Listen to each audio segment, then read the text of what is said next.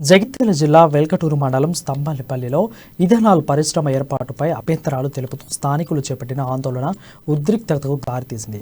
స్తంభంపల్లి వద్ద 110 ఎకరాల విస్తీర్ణంలో 700 కోట్లతో క్రిప్కో సంస్థ ఆధ్వర్యంలో ఇథనాల్ పరిశ్రమ ఏర్పాటుకు చర్యలు చేపట్టారు. ఆ ప్రాంతం చదునుకు 13 కోట్ల నిధులు మంజూరయ్యాయి. ఈ పనులకు శుక్రవారం మంత్రి కొప్పుల ఈశ్వర్ కంపెనీ ప్రతినిధులతో కలిసి భూమి పూజ నిర్వహించి వెళ్లారు. అయితే ఇథనాల్ ప్రాజెక్టు జేసీబీలతో పనులు మొదలు పెడుతున్నారని తెలియడంతో పనులను చాపి గ్రామస్తులు అడ్డుకునేందుకు పిలుపునిచ్చారు. దీంతో అప్రమత్తమైన పోలీసులను నిర్బంధించారు. దీంతో ఉద్రిక్త వాతావరణం నెలకొంది. గ్రామం చుట్టూ పోలీసులు పహారా కాస్తున్నారు.